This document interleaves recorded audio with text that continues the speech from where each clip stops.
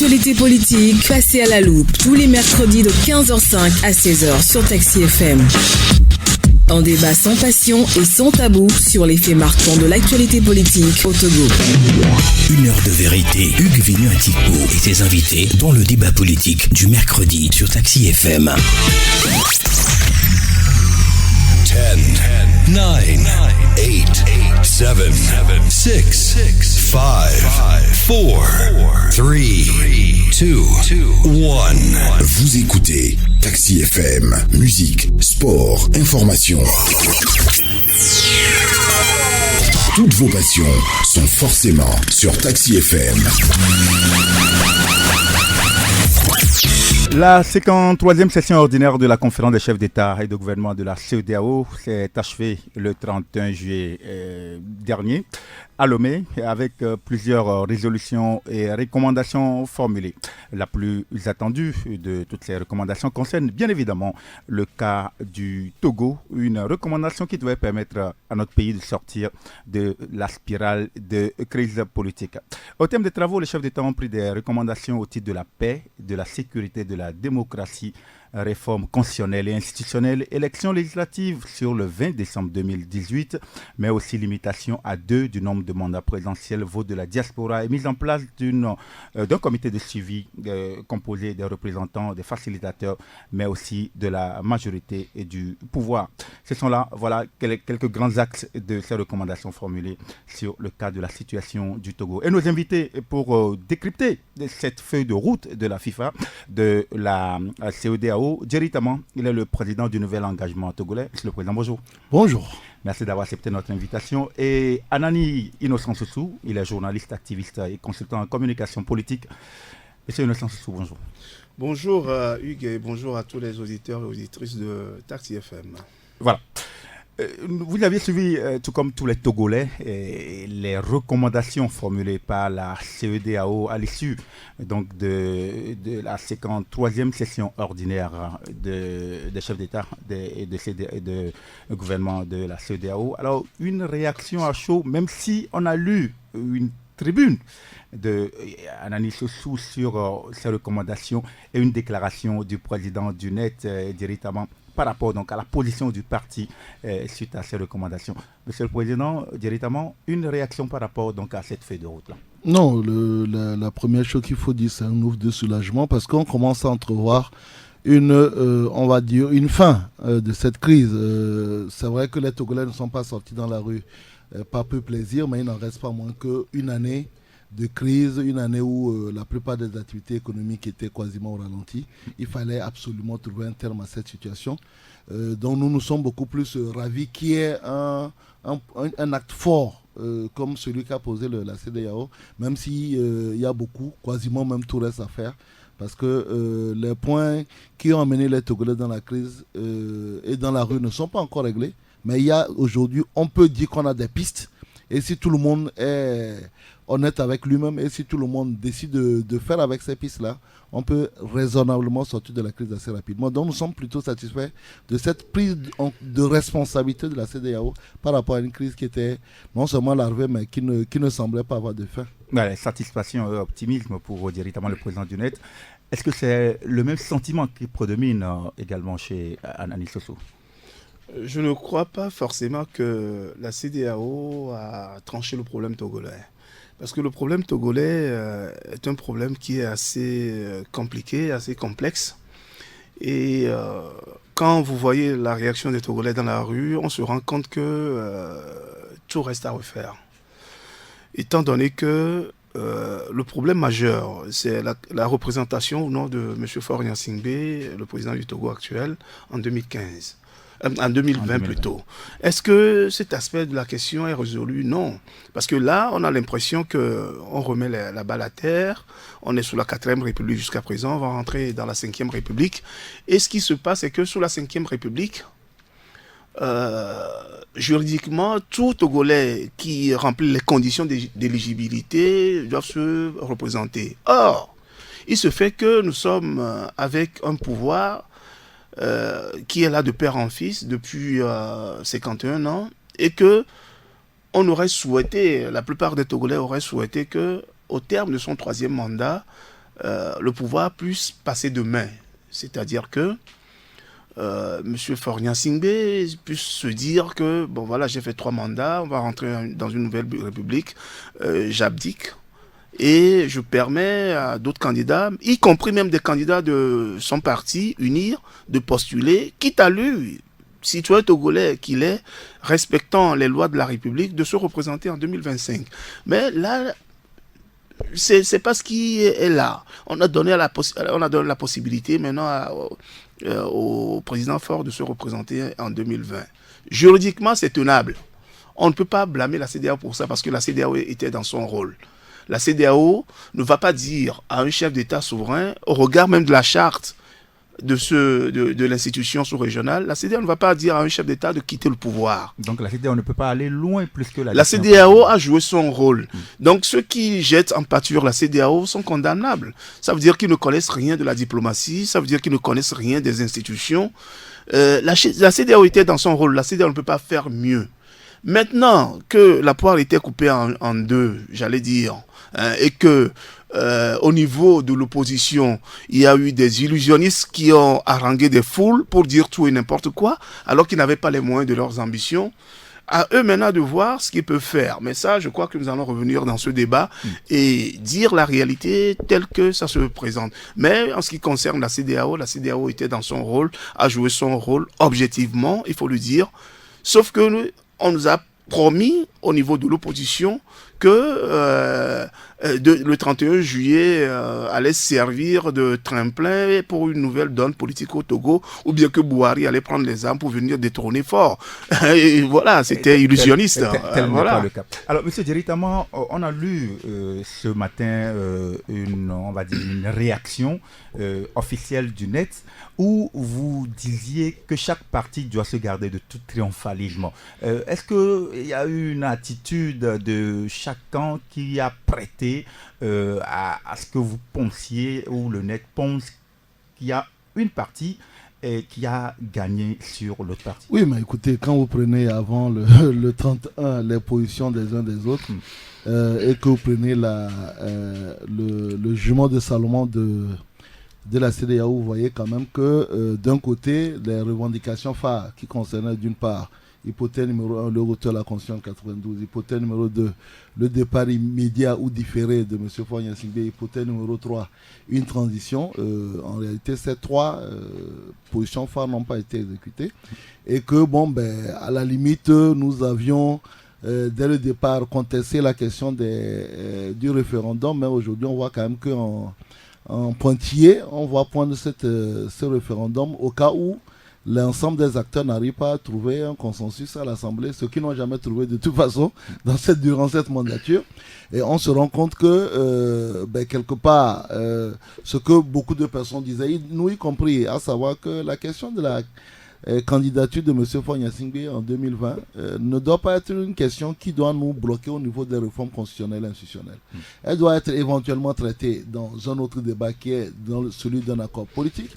Mais qu'au demeurant, si on s'appuie sur l'exemple des Sénégalais, au demeurant, une 3e ou une 4e candidature de M. Faure-Gnassingbé contre une opposition mieux organisée, ayant à sa disposition des élections à 2 tours et s'appuyant sur la frustration réelle du terrain, peut être même un meilleur atout. Et donc nous avons toujours dit que en fait, la question de la candidature au nom de M. Faure-Gnassingbé ne doit pas être le sujet qui devait bloquer les débats.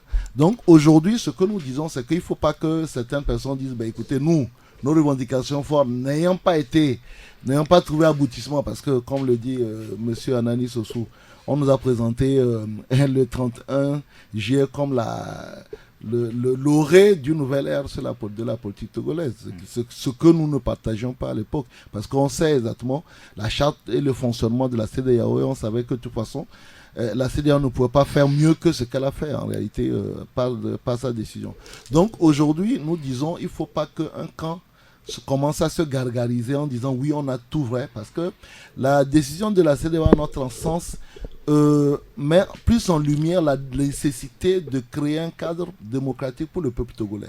C'est une décision pour le peuple togolais et il faut absolument que la feuille de route soit respectée de façon scrupuleuse, parce qu'au demeurant, si cette feuille de route est respectée, et qu'on donne réellement le pouvoir, la parole, la voix au peuple, en réalité, ce peuple-là pourra donc dire dans des urnes, lors d'un scrutin transparent, crédible et respectable, qui en réalité est chargé de diriger d'abord l'Assemblée nationale et en 2020 le pouvoir exécutif au Togo.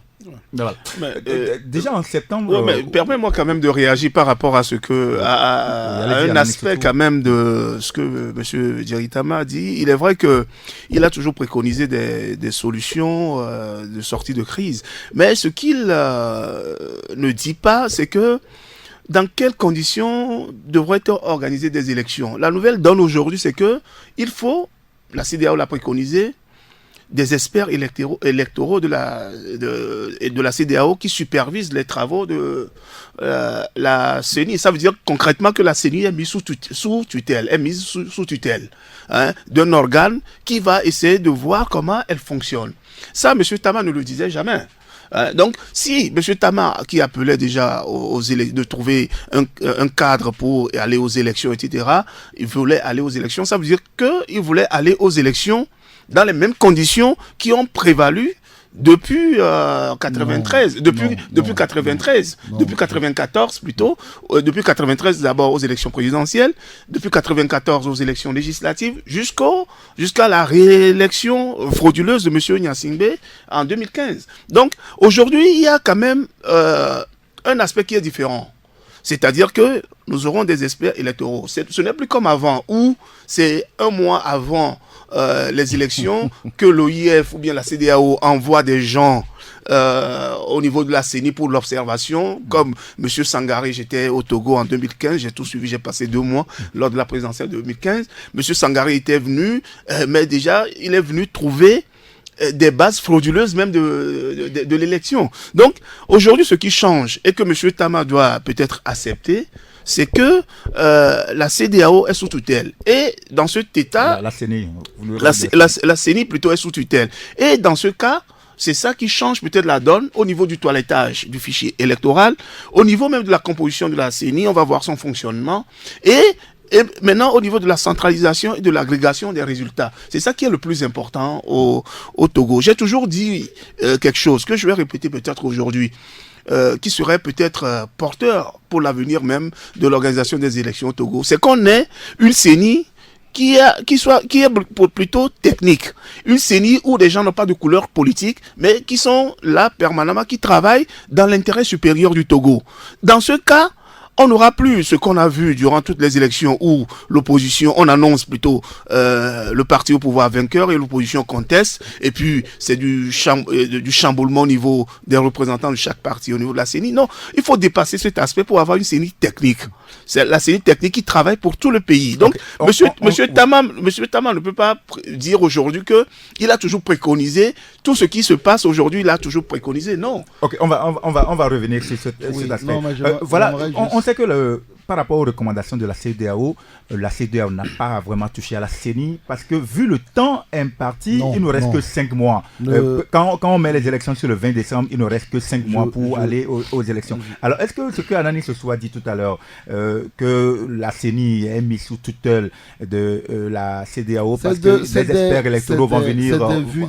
Écoutez, c'est ce que nous refusons dans ce pays, ces élucubrations qui ne servent à rien. La CENI et sa composition, la CENI est une institution togolaise qui a une composition consensuelle et dans les déclarations de la CEDEAO, personne ne remet en cause ni la mission de la CENI et sa composition. On dit qu'elle Je n'ai pas dit ça non plus. Je n'ai pas dit ça non plus, que c'est pas togolais.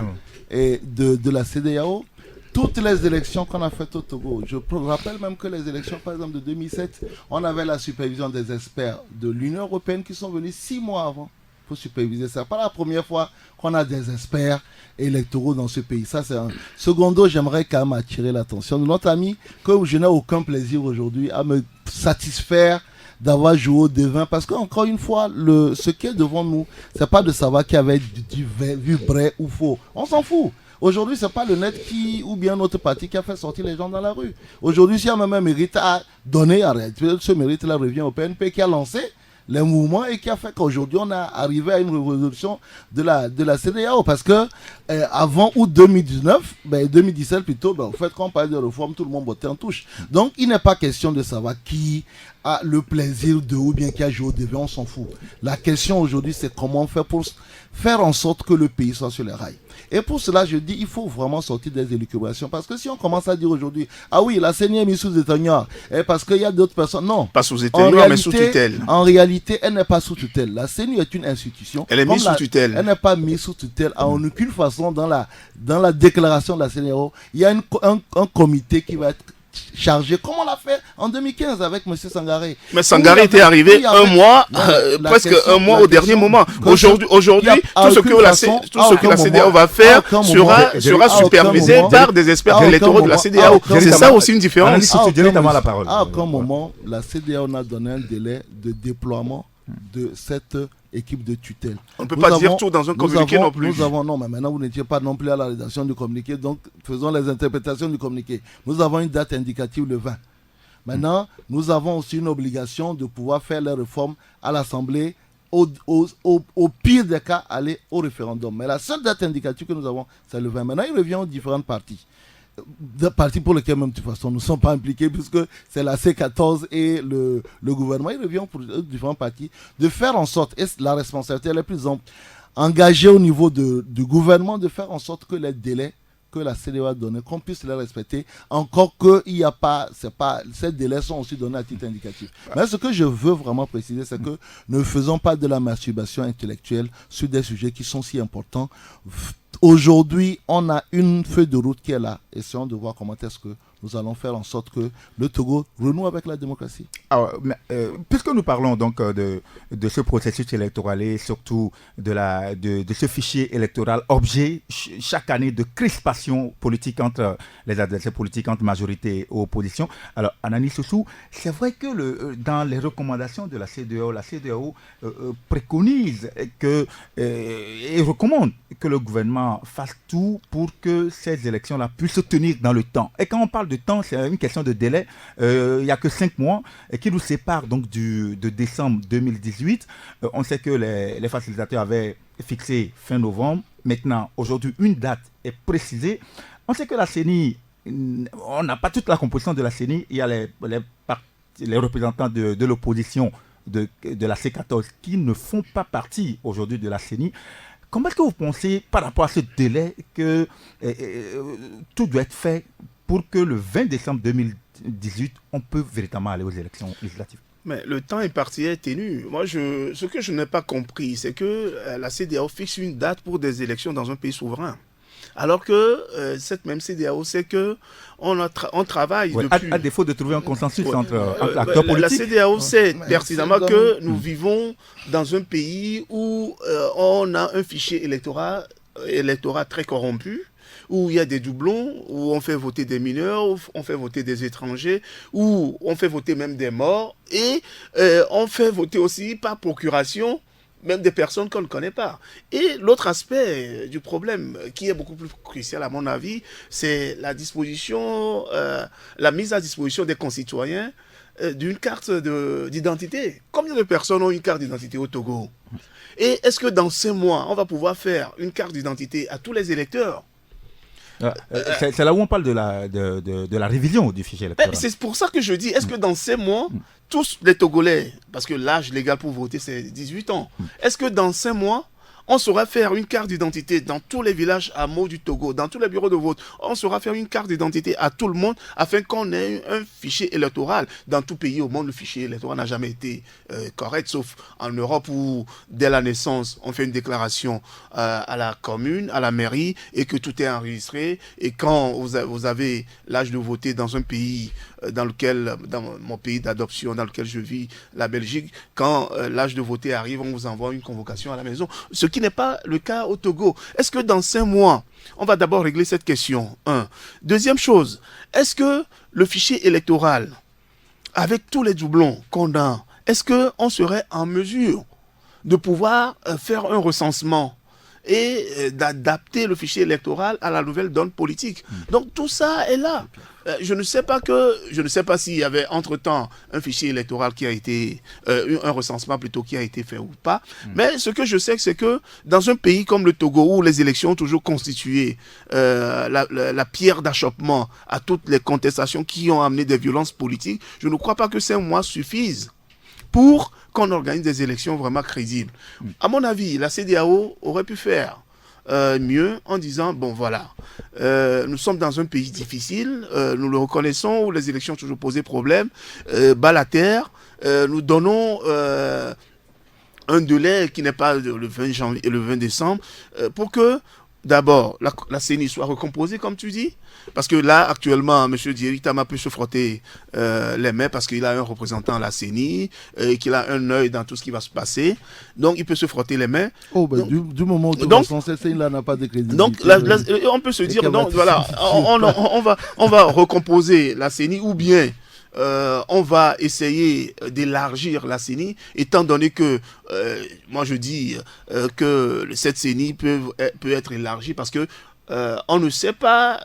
On sait pertinemment qu'il y a des partis qui ne sont pas membres de la C14, mais qui peuvent avoir aussi une audience parce que l'électorat est fluctuant. Donc, on peut dire on élargit cette CENI ou bien on recompose cette CENI avec l'ensemble de la composante des partis politiques togolais pour aller loin. Donc, sur les élections, le délai de 5 mois imparti m'est tellement tenu à telle enseigne que je me dis que dans les villages, l'opposition togolaise n'aura pas tellement du temps matériel pour faire un travail de terrain pour que les élections, pour qu'au niveau des élections, on puisse voter pour eux. Même si on sait que la majorité de la population togolaise veut une alternance sur tous les plans. Donc, M. Diéry Tama peut être content aujourd'hui parce que lui, il a déjà un représentant à la CENI et que ce qui va se passer, c'est pas qu'on va remettre à plat tout ce qui a été fait déjà à la CENI. C'est que ce sera un prolongement de ce qui est déjà mis en route au niveau de la CENI. Alors, Monsieur Diéry Tama, on sait que la CENI aujourd'hui n'a pas tous les membres, même si on nous a dit qu'il y a des places qui sont réservées aux autres partis de l'opposition. Alors aujourd'hui, est-ce que cette date-là est tenable? Non, d'abord, c'est que je me félicite que M. Anani se trouve qu'on peut, la CEDEAO peut mettre un comité qui peut se substituer à la CENI sans aucun problème, mais elle n'a pas la souveraineté pour fixer une date pour les élections. Ça, mais vous m'avez mal compris. Vous m'avez mal compris. Ce que je voulais dire, je n'ai pas dit que... Je vais vous donner la parole. Je n'ai pas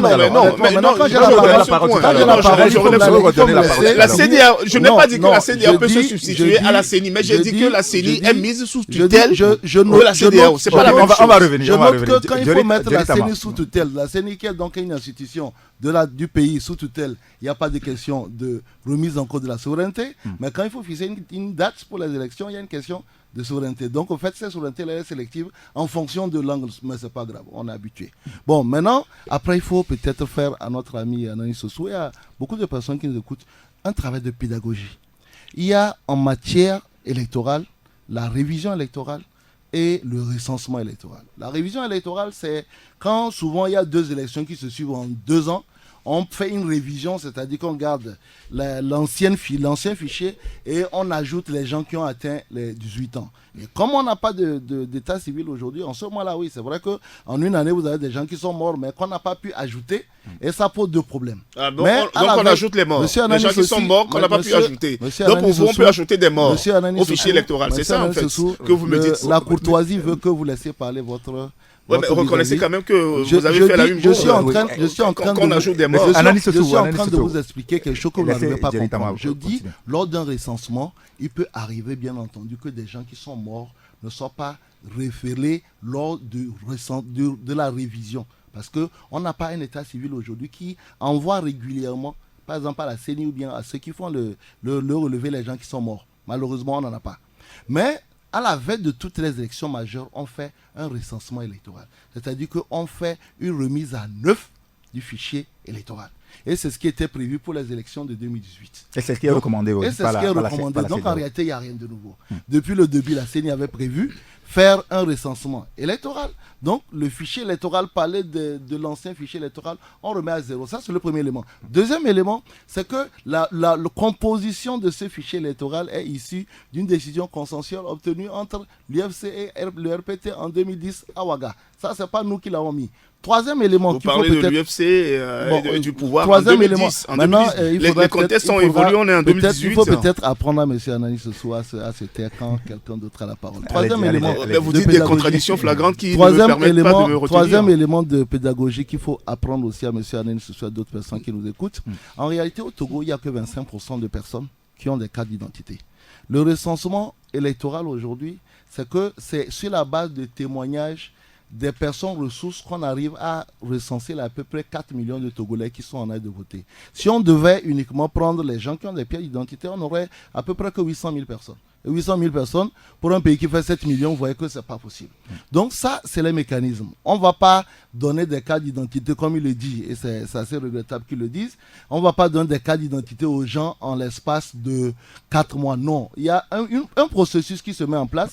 Et il y a les opérations foraines qu'on peut organiser. Oui, non, mais écoutez, le processus électoral de recensement qui se fait depuis toutes les années, c'est-à-dire qu'on divise le pays en 2 ou en 3 vagues, et on déploie les kits. C'est pour ça que les kits aujourd'hui existent. On déploie les kits et sur la base, tantôt des cartes pour ceux qui ont des pièces d'identité et tantôt des témoignages, on établit un fichier électoral. C'est peut-être pas la meilleure façon d'établir le fichier électoral, mais c'est ce que des personnes qui ont décidé. Nous, à l'époque, n'étais même pas en politique, c'est ce qu'ils ont décidé. Et depuis, nous, au niveau du net, nous avons proposé d'autres moyens de mieux conforter ce fichier électoral. Mais ce qu'il faut savoir, pour conclure, c'est que cette année, ce qui a été prévu, et il n'y a rien de nouveau, c'est que c'est un recensement pour avoir un fichier électoral tout neuf, tout bon, si bien entendu, tout le monde considère que la façon de concevoir ce fichier-là est consensuelle comme en 2010. Alors, si vous voulez bien, on va évoluer dans le débat parce qu'il y a plusieurs points parce que j'ai l'impression que M. Tama m'attribue des choses que je n'ai pas dites. S'il n'a pas compris le fond de ma pensée en parlant de pédagogie, etc., il aurait pu me poser la question. On est en direct là. C'est le journaliste qui pose les questions, c'est pas vous. Il aurait pu me poser la question, mais qu'est-ce que vous avez voulu dire par là? Et moi, je lui expliquerai. De faire des cas d'identité en 4 mois, c'est quoi l'objet de faire des cas d'identité? D'accord, donc si je comprends bien, vous êtes d'accord. Il ne faut pas confondre les cas d'identité et les cartes d'électeurs. Vous êtes d'accord qu'on fasse les élections sur les mêmes fichiers frauduleux ou quoi? Non, mais on fait un recensement, c'est un nouveau fichier. Mais il faut l'apprendre. Un recensement, c'est un nouveau fichier. Mais oui, mais sur quelle base on va faire le recensement si on ne sait pas l'âge des personnes? Alors, ce n'est pas un dialogue. Ce n'est pas un dialogue. On va évoluer. On va évoluer. Sur quelle base on peut faire témoignage si les gens, on ne connaît pas l'âge des gens? C'est à partir de la carte d'identité qu'on connaît l'âge des gens. Donc il faut donner la carte d'identité à tout le monde. Est-ce que c'est ce que j'ai dit? On va évoluer dans le débat parce que... Pas tout le monde, mais ceux qui... Je pense que tout le monde qui nous entend se fait une opinion de ce qu'on dit. On va évoluer dans le débat si vous voulez bien. Est-ce que toutes les recommandations qui ont été prises hier ou le 31 juillet par la CEDEAO sont des recommandations de nature à permettre une certaine quiétude au niveau du pays? Quand aujourd'hui on parle du mode de scrutin à 2 tours pour l'élection du président de la République, la limitation à 2 du nombre de mandats présidentiels et la recomposition de la Cour constitutionnelle, directement, ce sont là quelques revendications de la C14, de la coalition des 14 partis de l'opposition.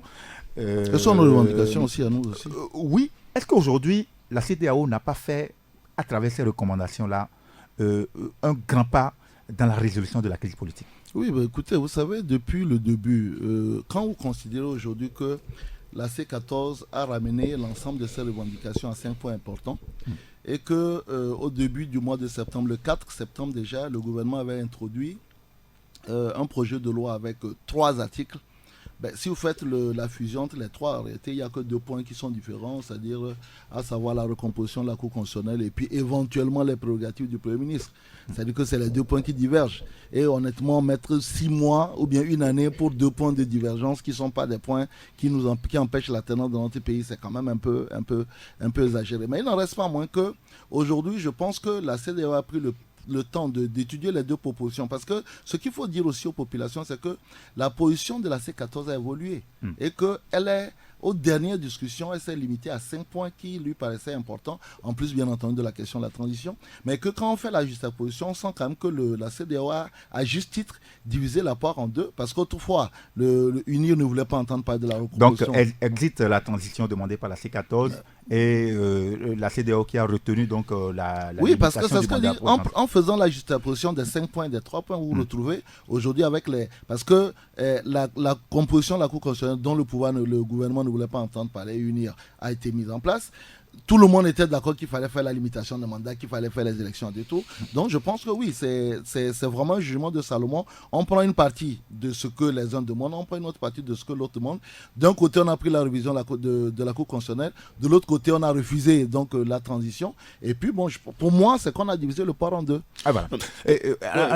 Justement, à propos de cette décision de la CEDEAO à travers donc la limitation à 2 du mandat présidentiel, la recomposition de la Cour constitutionnelle et surtout le mode de scrutin à 2 tours pour l'élection du président de la République. Ça, ce sont des normes démocratiques dans tout pays et je suis parfaitement d'accord que ça se réalise. Sauf que ça arrive alors qu'on aurait pu même accepter ça depuis Togo Télécom 2. Parce que nous avons aussi, il faut dire la réalité des fois, même si elle est dure à avaler. C'est une pilule qui est dure à avaler. Il faut dire quand même la réalité des fois à nos aînés de l'opposition. Parce qu'ils ont vendu de l'illusion au peuple alors qu'ils n'avaient pas les moyens de leurs ambitions. Et quelle illusion par exemple ? Par exemple en demandant tout simplement le 7 septembre le départ, que M. Faure Gnassingbé vienne discuter des conditions de son départ alors qu'on sait qu'on n'a pas les moyens pour. En disant par exemple que non, Faure doit partir aujourd'hui et que 2020 il doit partir. Je souscris d'ailleurs, comme je l'ai dit dans mon introduction, que par patriotisme, M. Faure Gnassingbé peut dire que non, je me retire pour 2020 pour permettre à ce pays d'être stable et que les aigreurs puissent se calmer, ça je suis d'accord. Mais nos aînés de l'opposition ont manqué de stratégie et lorsque vous savez que vous n'avez pas les moyens de vos ambitions et que vous acceptez un dialogue, parce qu'un dialogue c'est quoi? C'est qu'on vient discuter et que vous laissez une partie de vos objectifs et que le camp en face aussi accepte de ne plus exiger tellement tout ce qu'ils veulent. Non, ils savent qu'ils vont aller à un dialogue. Ou soit ils refusaient le dialogue et ils restent dans la rue avec les moyens qu'il faut, comme les Burkinabés ou les Égyptiens l'ont fait, jusqu'à terrasser le régime en place, soit ils acceptent un dialogue, et quand ils vont au dialogue, ils font un consensus. Maintenant, vous allez à un dialogue, et vous restez braqués sur vos positions, qui n'évoluent jamais. Jusqu'à ce qu'un arbitre vienne siffler la fin de la récréation. Non, ça a évolué, puisque directement l'a dit que ça a évolué en temps. Soyons sérieux là, Non, soyons sérieux. Ça n'a pas évolué, dans le sens où les gens sont braqués sur un départ immédiat de Faure, et un départ immédiat de Faure où, en 2020, ils n'ont rien eu de tout ça. Or, ils ont galvanisé les populations sur la base de cela. Le retour à la Constitution de 92, en aucun cas, nul ne peut faire plus de 2 mandats. Si ce retour venait, ça veut dire que M. Faure Gnassingbé quittait le pouvoir immédiatement. Ils ne l'ont pas eu. Mais il y a quand même la limitation. Hein. Oui, la limitation, ça c'est... Le pouvoir l'avait proposé depuis. Je lui disais, Togo Télécom 2 l'avait proposé depuis. Et ça a buté sur le fait que l'opposition avait refusé que Faure ne soit plus candidat, M. Faure Gnassingbé ne soit plus candidat en 2015. Je ne sais pas.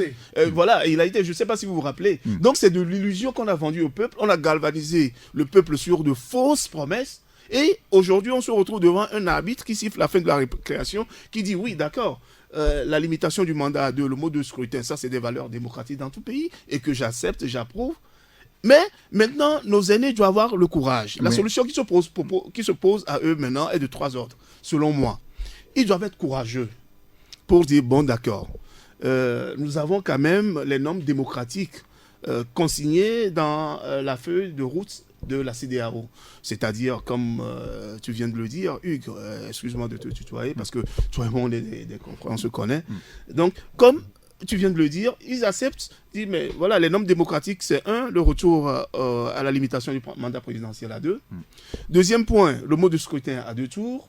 Troisième point, le toilettage, la refonte du cadre électoral qui est primordial. Donc, ils doivent avoir le courage de dire cela, d'accepter cela, et maintenant à eux de trouver l'astuce propice pour aller vendre comme ils ont vendu.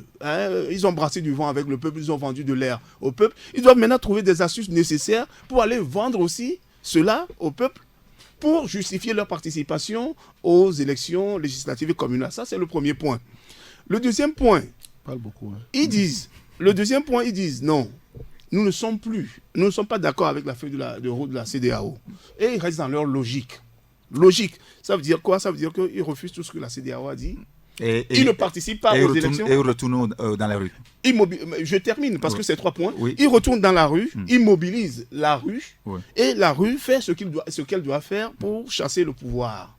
Et le dernier point, c'est quoi? C'est qu'ils restent dans leur logique. Et dans leur logique, qu'est-ce qu'ils font? Ils boycottent tout simplement les élections.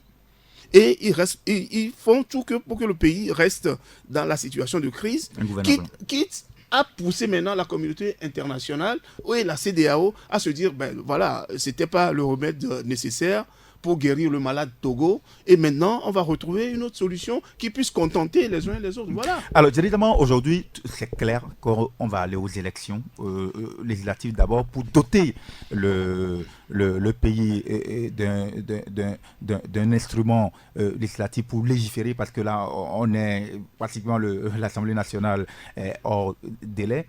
Et vous aviez entrepris ces quelques dernières semaines une tournée. Certainement que vous étiez dans la logique de requinquer vos militants pour cette élection législative. Bon, avant de répondre, je dois dire que si M. Anani Sossou continue à parler comme ça, il va être conseiller du net. Parce que, écoutez, là, du coup, on n'a plus aucun de commentaires. Tout ce qu'on a toujours dénoncé, il est dénoncé bien. Ah bon, vous êtes retrouvé... peut-être même porte-parole. On n'a que ce point commun, mais peut-être porte-parole. Et pourtant, ne le dirait pas. Non, mais si continue à parler comme il a parlé... On se contredit bien, pourtant... à Bruxelles, il a dit aux gens que c'est moi qui ai organisé la Belgique. Si on peut continuer à parler comme ça, on peut travailler ensemble. Maintenant, en ce qui concerne le terrain, en fait, la réalité, c'est qu'il n'y a que le terrain qui juge de la chose. Nous avons toujours dit qu'il faut améliorer le cadre électoral, c'est très important. Et nous avons parlé même à l'époque de la supervision de la CEDEAO. Parce que là aussi, on pense qu'il faut profiter du fait qu'on a des gens qui nous assistent pour faire en sorte que pour une fois dans notre pays, les élections ne soient plus contestées et qu'elles reflètent réellement le choix des populations. Et nous avions toujours dit avant que le 31 arrive qu'on peut monter, descendre, on finira par des élections. Parce que les élections, c'est le seul principe d'évolution du pouvoir dans une démocratie. Donc oui, c'est pour ça que nous avons commencé à aller sur le terrain. Parce que vous savez, le net est né en 2012. Ça fait maintenant 6 ans que nous sommes en politique. Nous avons déjà participé à 2 élections, une législative et une présidentielle. Il ne sera pas normal et compréhensible qu'après ces 2 expériences, nous ne puissions pas être à l'Assemblée nationale pour faire triompher les idéaux et les positions du net à l'Assemblée nationale. Parce que, encore une fois, il faut aussi que les auditeurs comprennent qu'au-delà de ce qu'on leur vend comme illusion, nous sommes quand même dans une sorte de démocratie parlementaire. Parce que, au-delà, si aujourd'hui le Parlement est dominé par l'opposition, vous vous retrouvez dans une situation de cohabitation où l'ensemble des lois, ma foi, seront toujours votées par cette opposition-là. Donc, aujourd'hui, le Parlement est le premier escalier. Si nous avons envie de gagner en 2020, mais la première étape, c'est de gagner en 2018 ou 19, je ne sais plus, mais là, 18. Parce qu'en réalité, ne nous trompons pas, si l'opposition travaille de telle façon que la victoire lui revient en 2018, M. Faure Gnassingbé ne se présentera même plus en 2020. Parce qu'il aura été, lui et son parti, déjà désavoués en 2018. Donc ça, nous le disons, et c'est pour ça que nous sommes sur le terrain. Mais nous avons aussi une approche qui est très simple, pragmatique, c'est que nous savons que nous n'avons pas la force de brasser plus. Au congrès du NET en juillet 2017, nous avions dit nous visons entre 4 et 5 députés et nous travaillons sur donc, un certain nombre limité de circonscriptions.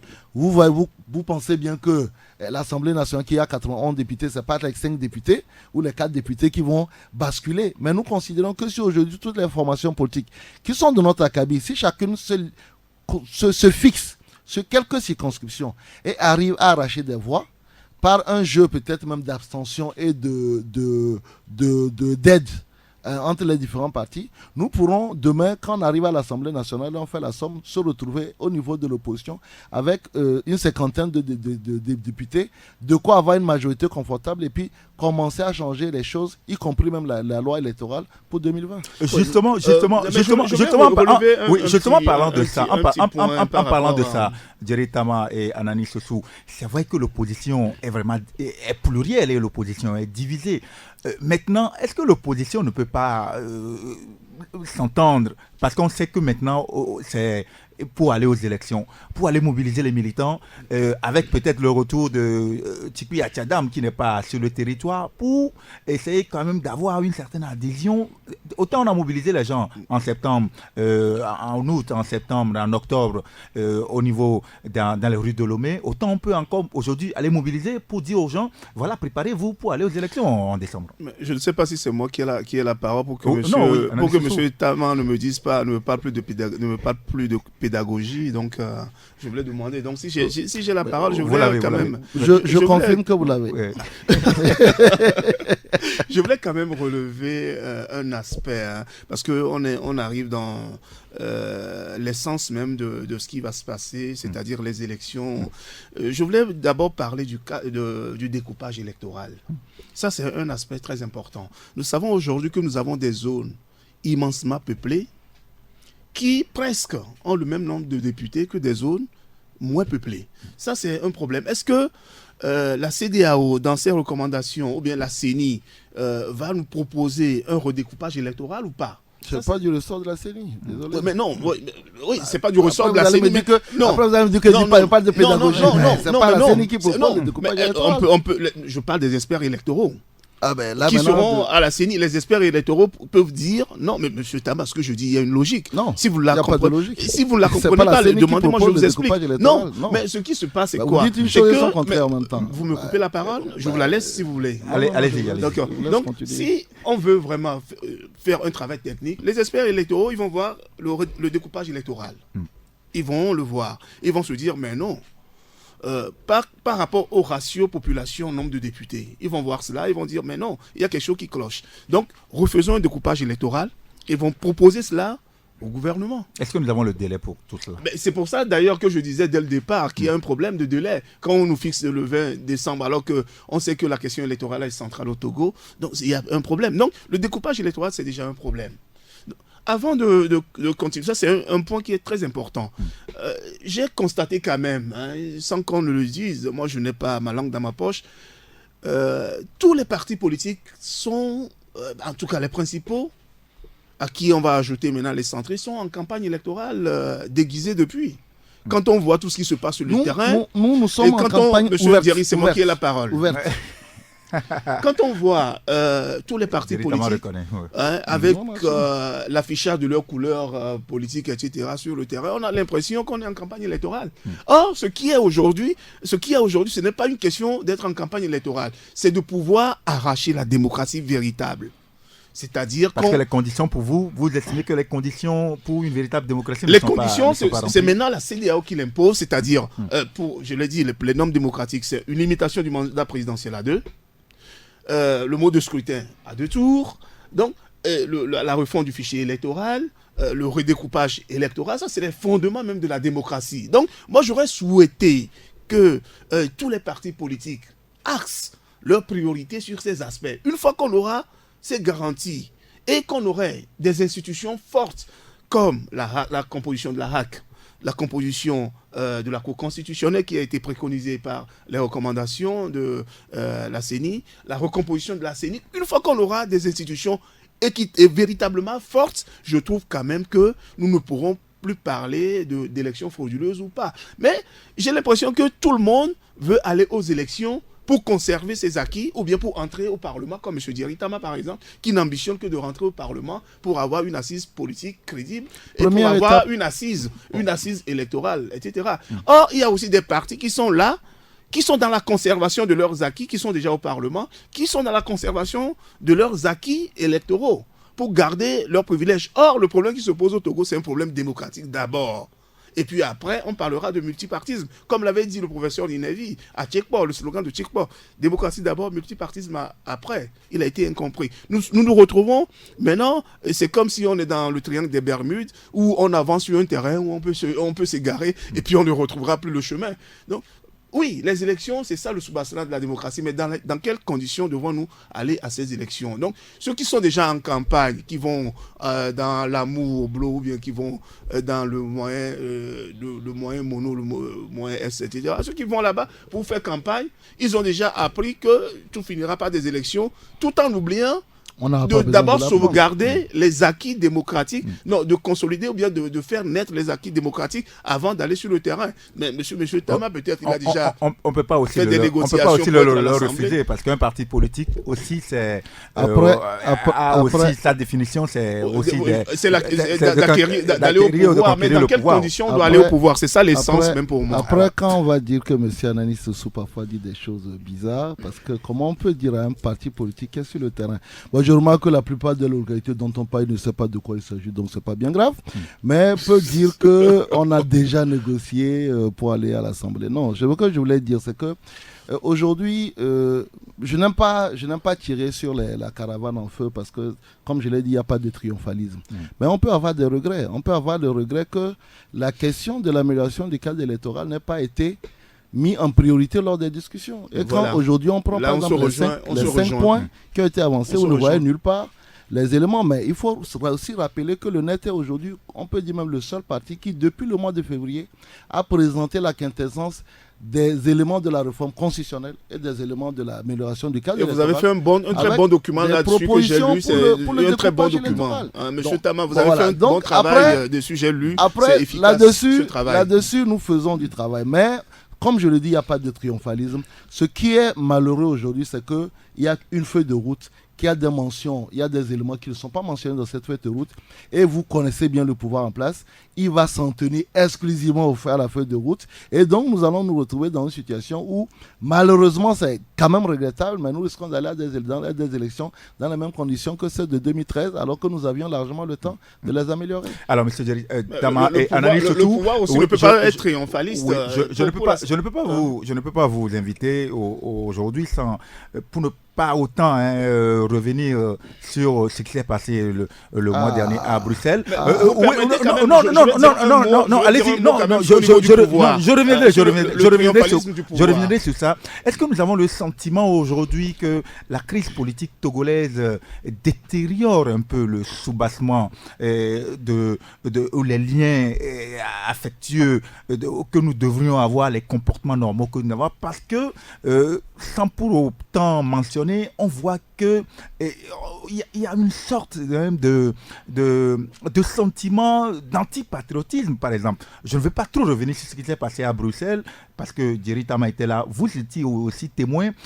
Mais est-ce qu'on ne peut pas aussi revoir cette culture de civisme que nous pouvons prodiguer à nos compatriotes, aussi bien au Togo, parce que tous les jours, il y a des comportements, et aussi bien au niveau de la diaspora, Jerry Tama?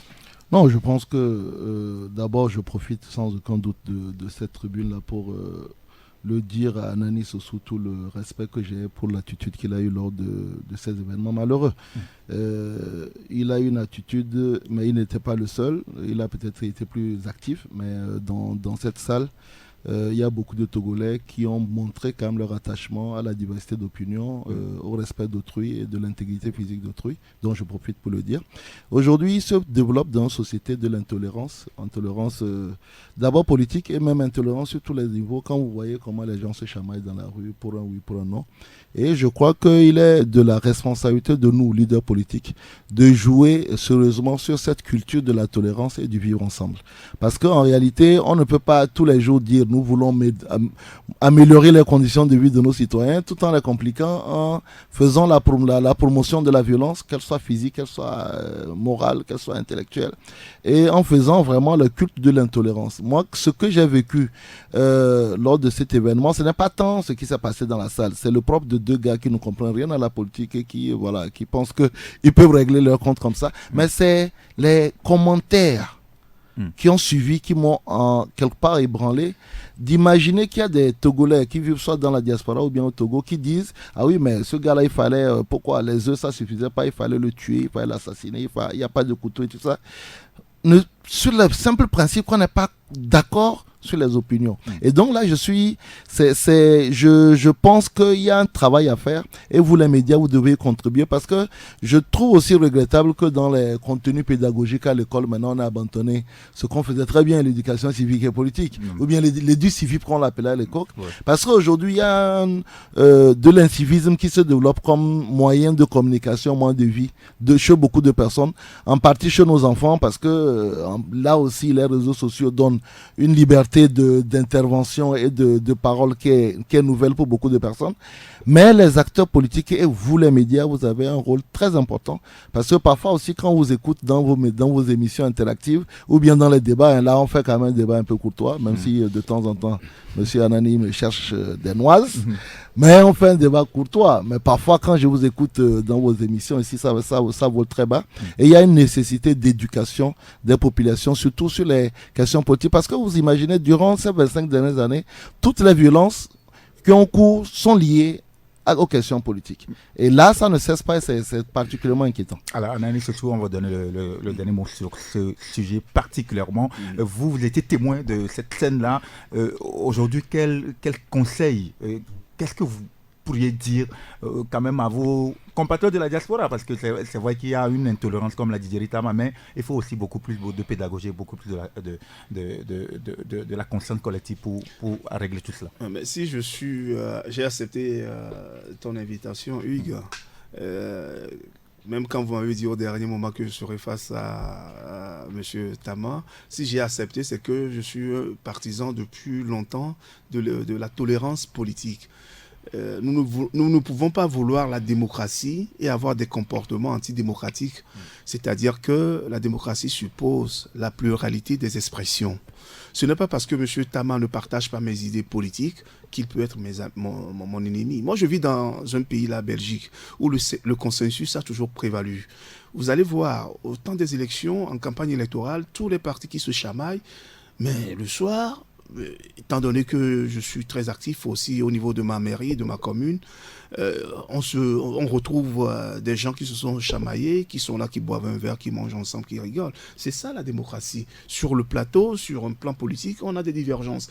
Je ne comprends pas un certain nombre de choses vis-à-vis, surtout de mes compatriotes qui sont dans la diaspora, qui sont censés quand même donner le bon exemple à nos frères et sœurs qui sont restés au pays. Parce que nous vivons dans des pays démocratiques. On voit comment ça se passe. Et quand j'entends des gens qui raisonnent de la sorte que non, nous ne sommes pas en démocratie, nous ne sommes pas... Mais ils sont là.